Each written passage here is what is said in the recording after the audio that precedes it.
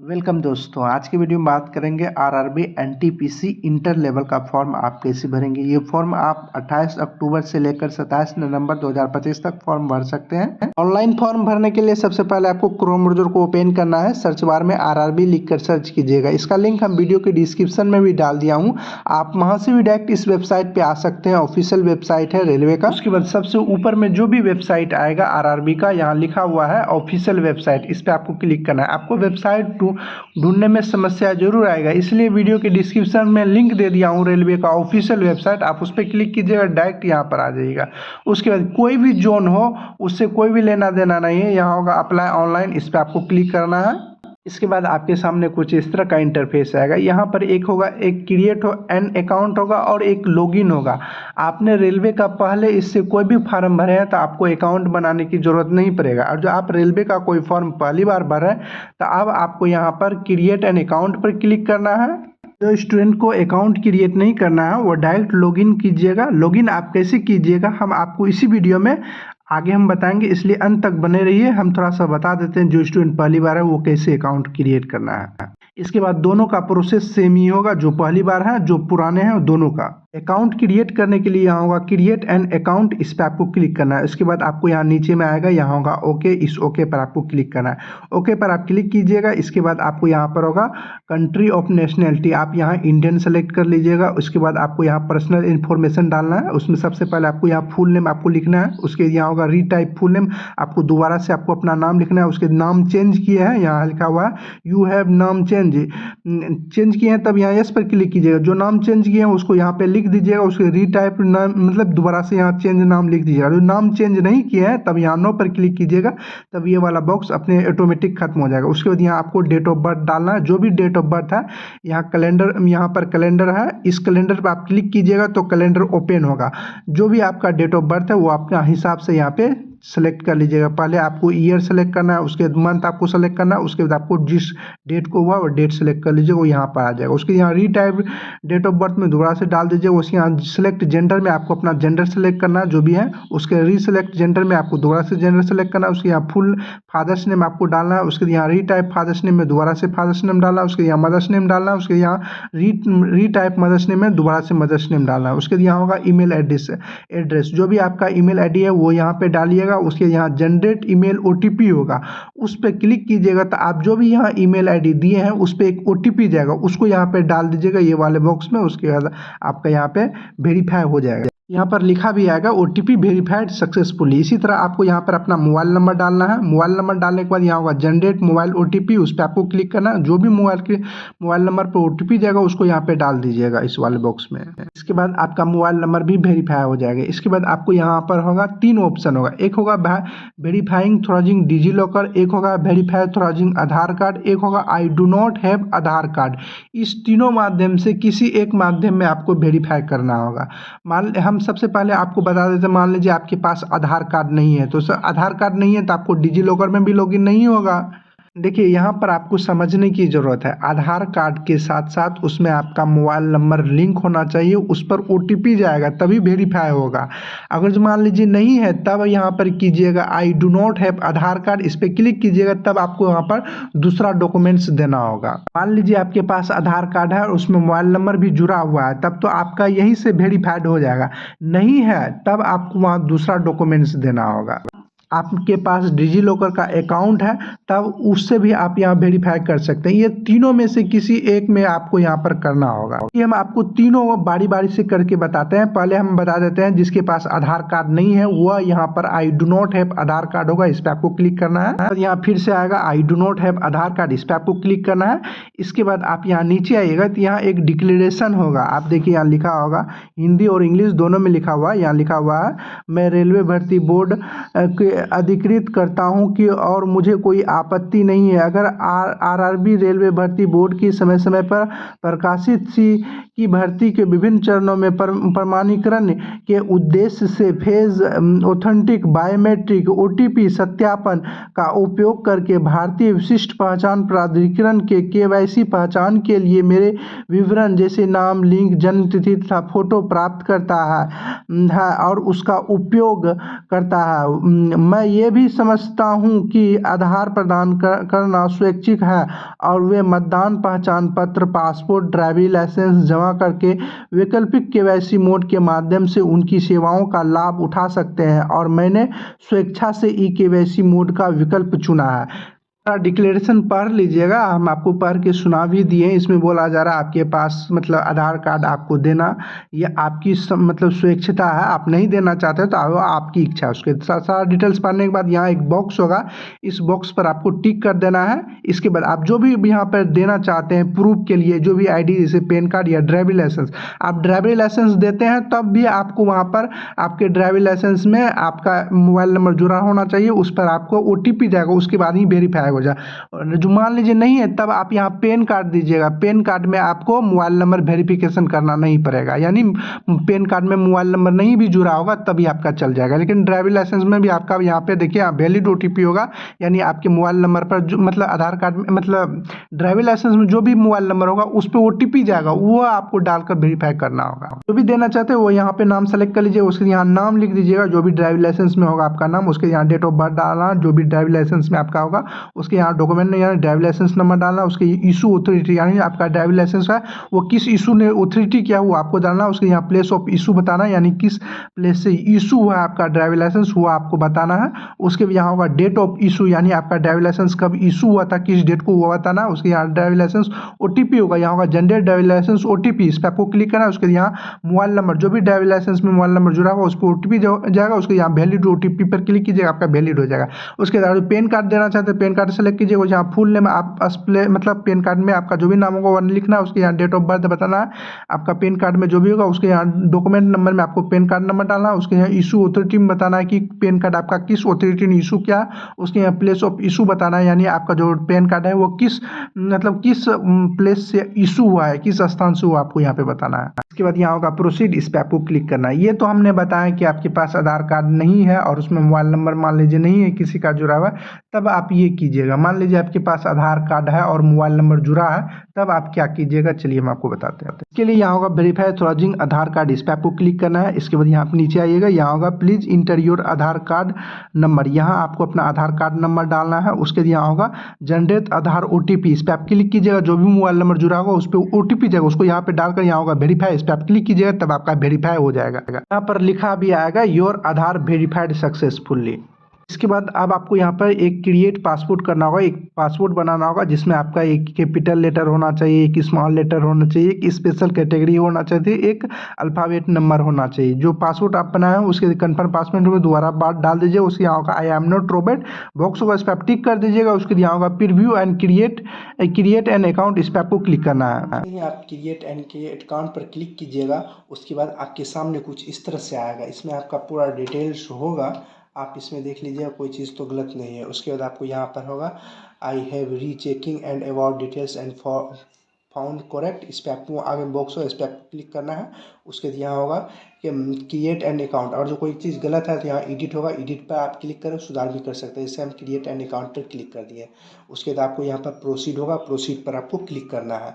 जैसे ही आप इस पर क्लिक कीजिएगा उसके बाद आपका अकाउंट क्रिएट हो जाएगा। यहाँ लिखा आएगा यूजर क्रिएट सक्सेसफुली, यहाँ से अब लॉगिन कर आप अपना फॉर्म भर सकते हैं। यहाँ से आप दोनों स्टूडेंट जो पहले अकाउंट क्रिएट किए हैं जो अभी क्रिएट किए हैं दोनों का सेम प्रोसेस यहाँ से सेम ही रहेगा। यहाँ पर होगा लॉगिन, इस पर क्लिक करना। जैसे आप इस पर क्लिक कीजिएगा यहाँ आपको आएगा लॉगिन विद आधार, एक होगा login with RRB account create.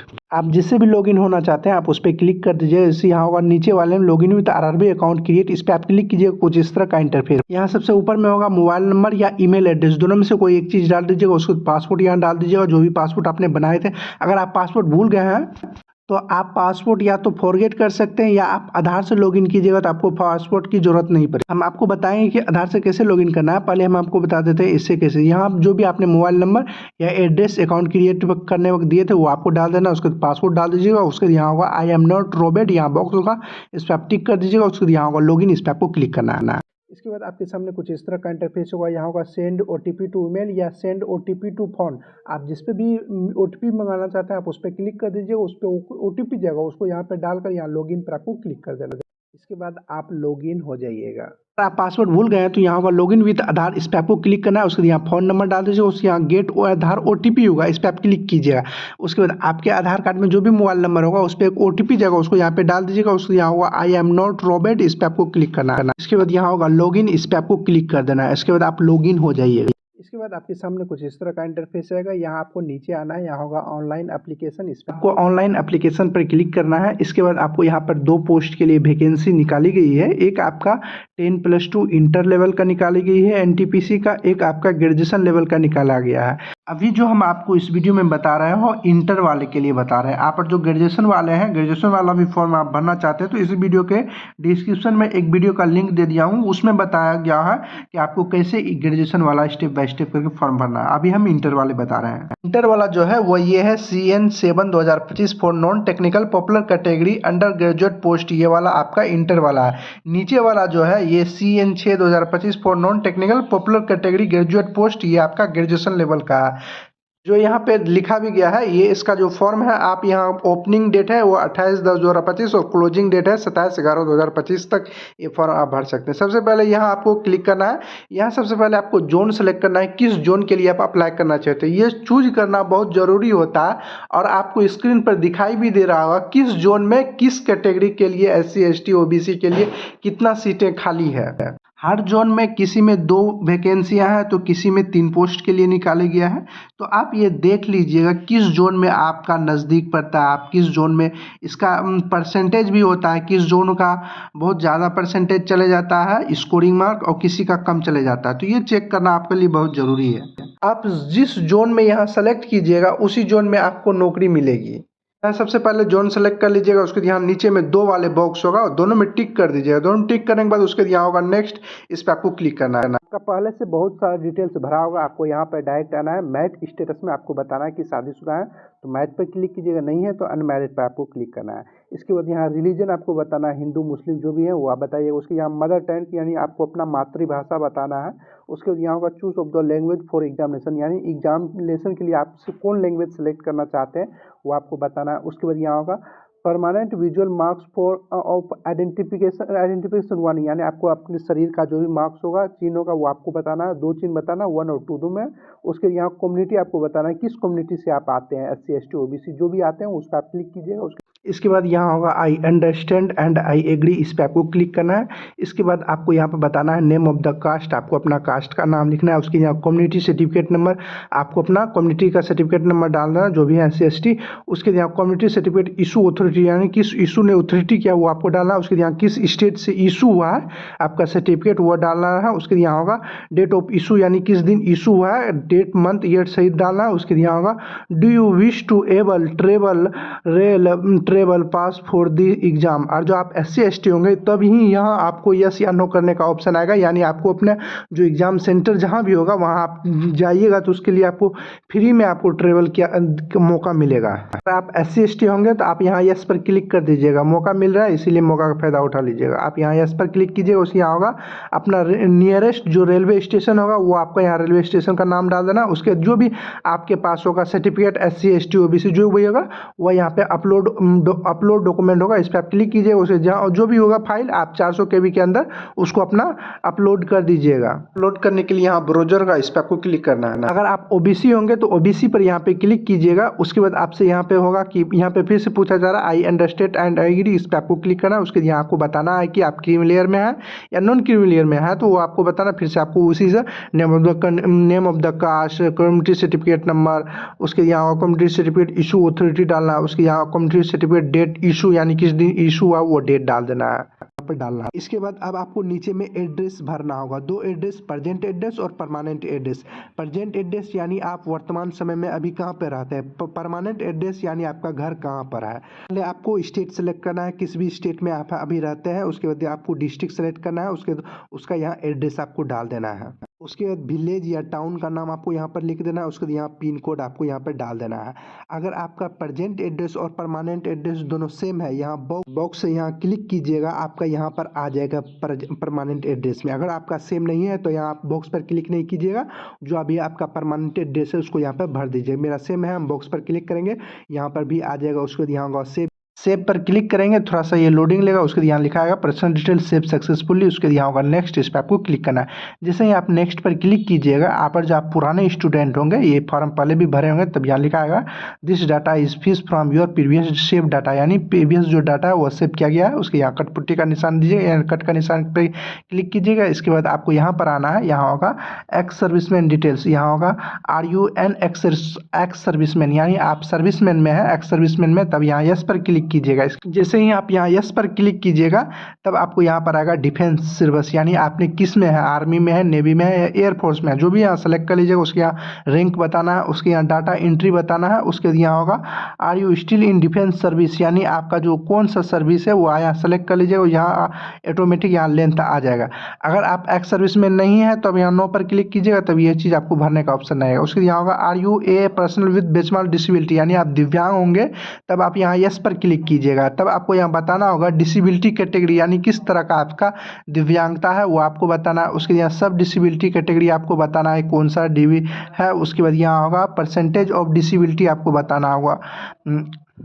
यहाँ पर परसेंटेज ऑफ डिसेबिलिटी, यानी कितना प्रतिशत है आपका डिसेबिलिटी वो आपको बताना। उसके यहाँ सर्टिफिकेट नंबर होगा, उसके यहाँ सर्टिफिकेट इशू डेट डालना, उसके यहाँ होगा उसका जो नंबर होता है वो डाल दीजिएगा। मान लीजिए नहीं है तो अब नो पर क्लिक कीजिएगा, तब ये सब चीज़ आपको भरने का नहीं आएगा। इसके बाद यहाँ पर है is your writing able to effective in term, यानी आपको लिखने में कोई समस्या है, तब यहाँ पर नो यानी यस पर क्लिक कीजिएगा, नहीं है तब नो पर क्लिक कीजिएगा। आप यहाँ यस पर क्लिक कीजिएगा तब इस तरह से आएगा।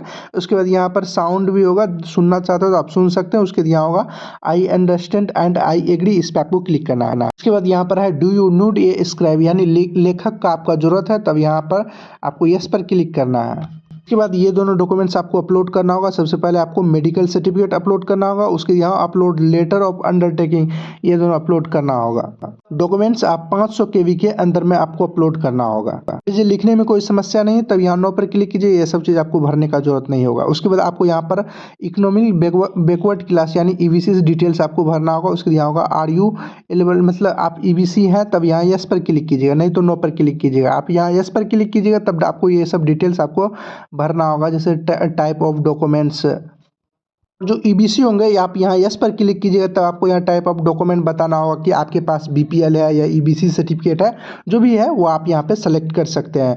इसके बाद आपको यहाँ पर बताना होगा इशू ऑथोरिटी, यानी जो ये सर्टिफिकेट है वो किस इशू ने, मतलब ऑथोरिटी ने इशू किया है, उसका यहाँ पे नाम डाल देना है। उसके यहाँ सर्टिफिकेट नंबर, उसके यहाँ डेट ऑफ इशू डालना है, किस दिन आपका इशू हुआ था, डेट मंथ ईयर सहित आपको डालना है। इसके बाद यहाँ पर होगा details of service railway applicant, यानी रेलवे में आप सर्विस में हैं, यहाँ पर होगा are you an employ Indian railway, यानी आप इंडियन रेलवे में एम्प्लॉयड हैं, तब आप यहाँ पर यस पर क्लिक कीजिएगा। उसके बाद यहाँ आपको बताना होगा यहाँ have you applied of NOC, आपको NOC मतलब लेना होगा। उसके यहाँ होगा सेलेक्ट कैटेगरी, यानी आप किस कैटेगरी पर हैं, वो ग्रुप C ग्रुप A जो भी है वो आप सेलेक्ट कर लीजिएगा। उसके यहाँ प्लेस ऑफ वर्क बताना है, कहाँ आप काम करते हैं। उसके यहाँ जोन या यूनिट बताना है, किस जोन या यूनिट में आप काम करते हैं। उसके यहाँ होगा रेलवे एम्प्लॉयड नंबर होता है वो आपको डालना है। उसके यहाँ डेट ऑफ अपॉइंटमेंट आपको डालना होगा। उसके यहाँ लेंथ ऑफ सर्विस ऑटोमेटिक आ जाएगा।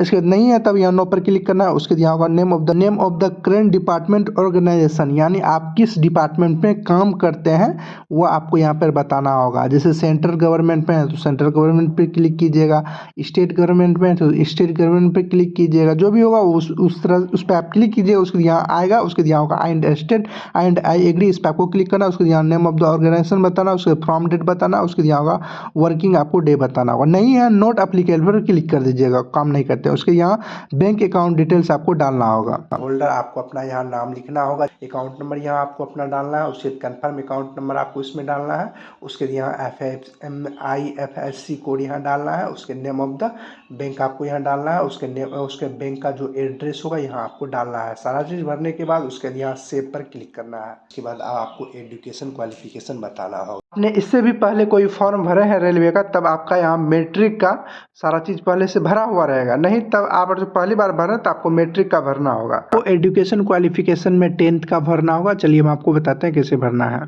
यहाँ पर होगा क्वालिफिकेशन, यहाँ होगा सेलेक्ट। जैसे आप इस पर क्लिक कीजिएगा तो आप मेट्रिकुलेशन CLC सेलेक्ट करना है। SLC लिखा हुआ, उसके किस स्टेट से आपने पास किया है मैट्रिक वो आपको यहाँ पर बताना होगा। उसके बाद डिस्ट्रिक्ट, किस जिला से आपका जो भी कॉलेज में नाम था उस कॉलेज का आपका जिला नाम सेलेक्ट करना है। उसके बाद उस बोर्ड का नाम आपको सिलेक्ट करना है, किस बोर्ड से आपने 10th पास किया हुआ है। आप जहाँ से भी किए हैं उसका यहाँ नाम लिख देना है। उसके बाद आपको डेट ऑफ रिजल्ट डिक्लेयर, आपका किस तारीख को डेट डिक्लेयर हुआ था आपके मार्कशीट में लिखा होगा, उस डेट को आपको यहाँ पर फिल कर देना है। उसके बाद यहाँ आपको उसका रोल नंबर भरना है। उसके बाद यहाँ आपको उसका SLC सर्टिफिकेट यहाँ आपको मैट्रिक का यहाँ पर अपलोड करना होगा। इसके बाद यहाँ पर होगा ऐड, इस पर आपको क्लिक करना है। ऐड पर क्लिक करने के बाद उसके बाद यहाँ पर 1 नंबर में आपका सारा डिटेल्स यहाँ पर आ जाएगा। इसी तरह आपको 12th का भी इसी तरह भरना है। उसके बाद ग्रेजुएशन का भी किया है तो ग्रेजुएशन का भी भर दीजिएगा, नहीं तो उसको आप छोड़ भी सकते हैं, लेकिन 12th तक आपको भरना होगा। उसके यहाँ क्वालिफिकेशन में 12th सेलेक्ट कर लीजिएगा। उसके यहाँ डिसिप्लिन सब्जेक्ट में एनी डिसिप्लिन सेलेक्ट कर लीजिएगा। उसके यहाँ स्टेट का नाम सेलेक्ट कर लीजिएगा, किस स्टेट से आपने 12th पास किया है। उसके यहाँ डिस्ट्रिक्ट का नाम सेलेक्ट कर लीजिएगा। उसके बाद यहाँ बोर्ड का नाम आपको लिख देना है, किस बोर्ड से आपने 12th पास किया। उसके यहाँ डेट ऑफ पासिंग बताना है, कब आपने पास किया है 12th, आपके मार्कशीट में होगा। उसके यहाँ परसेंटेज आपको बताना है कितना परसेंटेज आया था। उसके यहाँ do you have typing preference in Hindi English on computer, यानी आप प्रेफरेंस देना चाहते हैं हिंदी और इंग्लिश टाइपिंग के लिए, तब यहाँ यस पर क्लिक कीजिएगा, नहीं तो नो पर क्लिक कीजिएगा। सारा चीज भरने के बाद यहाँ होगा ऐड, इस पर आपको क्लिक करना है तो ये भी आपका ऐड होगा। इसके बाद आप ग्रेजुएशन का भी भरना चाहते हैं तो आप भरिएगा, नहीं तो आप उसको छोड़ भी सकते हैं। इसके बाद आपको यहाँ पर नेक्स्ट पर आपको क्लिक कर देना है। यहाँ पर किसी स्टूडेंट को नेक्स्ट करने पर नेक्स्ट नहीं होता है, तो यहाँ पर मैट्रिक का यहाँ पर आगे में यहाँ एडिट का ऑप्शन आएगा, इस पर आपको क्लिक करना है। ये उसी को करना होगा जो स्टूडेंट पहले रेलवे का फॉर्म भरे हुए हैं। यहाँ अपडेट करने का एक मतलब दिया जाता है उसको कि आप अपडेट कर लीजिए, कोई चीज़ गलत तो नहीं है। यहाँ पर आपको मैट्रिक का जो सीरियल नंबर होता है आपके सर्टिफिकेट में होगा, वही सीरियल नंबर यहाँ पे डालकर यहाँ अपडेट होगा, इस पर आपको क्लिक करना है। ये उसको करना होगा जो पुराने होंगे, जो स्टूडेंट इससे पहले भी रेलवे का फॉर्म भरेंगे और दोबारा से भी फॉर्म भर रहे हैं, उसको लिए ये करना होगा, नहीं तो आगे ही नहीं होगा। सीरियल नंबर डालने के बाद उसके यहाँ अपडेट होगा, इस पर आपको क्लिक कर देना है। इसके बाद आपको यहाँ पर नेक्स्ट होगा, इस नेक्स्ट पर आपको क्लिक करना है। इसके बाद आपको फिर से यहाँ नीचे आना है। अब आपको यहाँ पर फोटो और सिग्नेचर अपलोड करना होगा। अगर जो सर्टिफिकेट यहाँ पर अपलोड किए होंगे वो सर्टिफिकेट यहाँ आपको दिखाई भी दे सकते हैं। यहाँ व्यू पर क्लिक कीजिएगा, जो भी सर्टिफिकेट आप अपलोड किए होंगे वो दिखाई देगा। देख लीजिए कोई मतलब दूसरा अपलोड तो नहीं हो गया है। इसके बाद आपको लाइव फोटो अपलोड करना होगा। यहाँ फोटो का कंडीशन बताया गया है कि आपको अच्छे साफ सुथरा फ्रेश और लाइट में आपका होना चाहिए, नहीं तो आपका फोटो स्वीकार नहीं किया जाएगा। इसीलिए आप अच्छे से फोटो अपलोड कीजिएगा। जो लैपटॉप से भर रहे हैं और मोबाइल से अच्छा से आना चाहिए कैप्चर, तो यहाँ होगा capture live image from mobile, इस पर आप क्लिक कीजिएगा तो एक QR कोड आपके सामने जनरेट होकर कुछ इस तरह से आएगा। इस QR कोड जैसे ही आप स्कैन कीजिएगा तो आपको डायरेक्ट लॉगिन हो जाइएगा आप। उसके बाद आप लाइव फोटो अपलोड कर सकते हैं। हम आपको दिखाई देते हैं। यहाँ आपको सबसे पहले क्रोम ब्राउज़र को ओपन करना है, इस पर आप क्लिक कीजिएगा। जैसे ही आप इस पर क्लिक कीजिएगा, जैसे ही इसको स्कैन करना, जैसे ही आप स्कैन कीजिएगा ये डायरेक्ट लॉगिन हो जाएगा। देखिए कभी काल क्या होता है, लॉगिन होने में प्रॉब्लम होता है, तो कोई दिक्कत की बात नहीं है। आप मोबाइल से लॉगिन कर लीजिएगा। उसके बाद आप नेक्स्ट पर क्लिक करते जाइएगा और अंत में आइएगा लाइव फोटो, तो वहाँ से भी आप यहाँ पे लाइव फोटो अपलोड कर सकते हैं। नहीं तो आप डायरेक्ट यहाँ पर होगा कैप्चर लाइव इमेज, इस पर आप क्लिक कीजिएगा। उसके बाद यहाँ कुछ इस तरह से आएगा, इसको पढ़ लीजिएगा। इसमें आप 3 बार ही आपको मौका मिलेगा 5 मिनट के अंदर में। 5 मिनट के बाद फिर से तब आपको लॉगिन करके करना होगा। एक बार में आपको तीन बार ही आपको दिया जाएगा मौका। पढ़ लेने के बाद उसके बाद यहाँ होगा यस पर आपको क्लिक करना है। यस पर क्लिक कीजिएगा। इसके बाद आपका फेस, आप अच्छे से फेस जो आपका इसमें साइज आता है उस साइज के अंदर में आपको अच्छे से फेज करना है, तभी आपका फोटो अपलोड होगा, नहीं तो नहीं होगा। इसके बाद आपको सिग्नेचर अपलोड करना है। देखिए सिग्नेचर इसमें स्पष्ट रूप से बोला गया है। आपको यहाँ होगा देखिए white paper with blank pen, मतलब ब्लैंक इंक पेपर, यानी आपको व्हाइट पेज में ब्लैक पेन से आपको सिग्नेचर अपलोड करना है। सिग्नेचर का जो साइज इसमें बताया गया है वह 30 से 49 KB के अंदर में ही आपका सिग्नेचर अपलोड लेगा, के बीच में होना चाहिए। अपलोड करने के लिए यहाँ होगा ब्राउज़र, आप इस ब्राउज़र पर क्लिक कीजिएगा। उसके बाद सिग्नेचर जहाँ भी आप रखे होंगे उस फाइल को आपको सेलेक्ट कर लेना है। जैसे ही फाइल सेलेक्ट कीजिएगा तो यहाँ से आप जूम कर सकते हैं। उसके बाद यहाँ टिक कर दीजिएगा। जैसे आप यहाँ टिक कर दीजिएगा तो आपका सिग्नेचर अपलोड हो जाएगा। देख लीजिएगा सारा चीज़ आपने जो भी कैटेगरी है वो सही से फिल किए हैं कि नहीं। इसके बाद आपको यहाँ पर बॉक्स होगा, इस पर आप टिक कर दीजिएगा। देखिए सिग्नेचर आप ब्लैक पेन में ही कीजिएगा। उसके बाद यहाँ होगा नेक्स्ट, इस पर आपको क्लिक करना है। नेक्स्ट पर आप क्लिक कीजिएगा। इसके बाद आपके सामने कुछ इस तरह का इंटरफेस आएगा। अब आपको यहाँ पर पोस्ट का प्रेफरेंस सेलेक्ट करना होगा। इसमें यहाँ पर एक चीज़ और बता देते हैं। यहाँ देखिए लिखा हुआ है simple of view rejected photo, आपको फोटो ऐसा नहीं करना है तो रिजेक्ट हो जाएगा। देखिए यहाँ जिसमें काट कुट्टी का निशान लगा हुआ वो ऐसा फोटो आपको अपलोड नहीं करना, जिसमें यहाँ सही का ग्रीन कलर का लगा हुआ ऐसा फोटो आपको अपलोड करना है। यहाँ पर अलग अलग जोन के वाइज अलग अलग वैकेंसियाँ निकली गई। इसमें हमने जो भी पटना जोन से अप्लाई किए हैं इसमें 2 वैकेंसियाँ हैं। तो आपको जो भी फर्स्ट नंबर पे रखना चाहते हैं उसको फर्स्ट पे रखिएगा, जो सेकंड पे रखना चाहते हैं वो सेकंड पे रखिएगा। जैसे यहाँ प्लस पे क्लिक करेंगे यहाँ पर आ जाएगा, मान लीजिए गलत हो गया तो इधर काटकुट्टी का निशान करेंगे। तो इस तरह से आप आगे पीछे कर सकते हैं। जो भी प्रेफरेंस आप फर्स्ट पर रखिएगा वही नौकरी आपको सबसे पहले मिलेगी। उसके बाद यहाँ बॉक्स पर टिक कीजिएगा, उसके बाद यहाँ पे इस पे भी बॉक्स पर टिक कीजिएगा। उसके बाद यहाँ पर अपना प्लेस जिस भी स्थान से आप अप्लाई कर रहे हैं यहाँ पर अपना नाम लिख दीजिएगा उस प्लेस का, स्थान का। उसके बाद यहाँ होगा सेव, इस पे क्लिक करना है। उसके बाद यहाँ होगा प्रीव्यू एप्लीकेशन, इस पे आपको क्लिक करना चाहते हैं। हाँ, ऊपर में भी बॉक्स होगा, इस पे भी आप टिक कीजिएगा तभी यहाँ प्रीव्यू एप्लीकेशन पर क्लिक होगा। इसके बाद जो भी आप डिटेल्स भरे हैं वो डिटेल्स आपको यहाँ पर शो होगा। इस डिटेल्स को आप पूरा देख लीजिएगा। कोई चीज़ गलत तो गलत नहीं है, गलत है तो यहाँ एडिट का ऑप्शन है, इस पर आप सुधार कर सकते हैं। सारा चीज़ सही बात है। यहाँ बॉक्स होगा, इस पर आप टिक कर दीजिएगा। उसके बाद यहाँ होगा सबमिट, इस पर आपको क्लिक कर देना। उसके बाद यहाँ सबमिट पर आप क्लिक कीजिएगा। उसके बाद फिर से आपको यहाँ सबमिट पर क्लिक करना है। उसके बाद अब आपको पेमेंट कटाना होगा। आपको कितना पेमेंट कटाना है यहाँ पर शो होगा। पेमेंट कटाने के लिए यहाँ पर आपको नीचे आना है, यहाँ पर होगा पे विथ, इस पे आप क्लिक कीजिएगा। इसके बाद आप जिस भी माध्यम से पेमेंट कटाना चाहते हैं आप कटा दीजिएगा, जैसे credit card, debit card, internet banking, UPI, net banking, SBI branch payment. जैसे हम यूपीआई से कराना चाहते हैं तो यहाँ यूपीआई होगा, हम इस पे क्लिक कर देते हैं। उसके बाद यहाँ होगा यूपीआई आईडी से कराना चाहते हैं तो यहाँ भी यूपीआई आईडी आपको यहाँ पे डाल देना है। जो आप क्यूआर कोड जनरेट करना चाहते हैं तो यहाँ क्यूआर कोड होगा, इस पर आप क्लिक कीजिएगा तो एक क्यूआर कोड जनरेट होगा। उस क्यूआर कोड पर आप जैसे ही पेमेंट कटाइएगा तो आपका यहाँ पेमेंट सक्सेसफुली लिखा आ जाएगा। आपको पेमेंट कटाने में थोड़ा सा वेट करना है।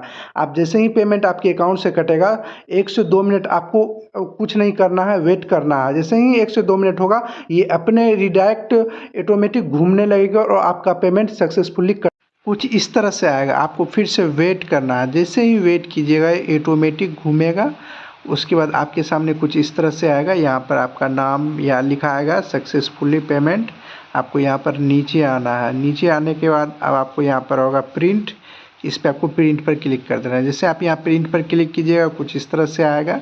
इसके बाद यहाँ पर बैक होगा, इस पर आप क्लिक कर दीजिएगा। उसके बाद यहाँ होगा व्यू एप्लीकेशन, देखिए आँख टाइप का होगा, आप उस पर क्लिक कीजिएगा तो आपका प्रिंट निकल जाएगा। आप रेलवे का जितने भी फॉर्म भरेंगे यहाँ पर आ जाएगा आपका। इस तरह से आप प्रिंट भी निकाल सकते हैं, प्रिंट निकाल लीजिएगा। इस तरह से आप रेलवे का सक्सेसफुली फॉर्म भर लिए। वीडियो पसंद आए तो वीडियो को लाइक, शेयर और कमेंट जरूर करें। अगर आपने अभी तक इस चैनल को सब्सक्राइब नहीं किया तो सब्सक्राइब कर बेल आइकन को दबा दें। आपको इसी तरह की जानकारी इस चैनल पर मिलती रहे। चलिए अगले वीडियो में मिलते हैं किसी और जानकारी के साथ, तब तक के लिए गुड बाय।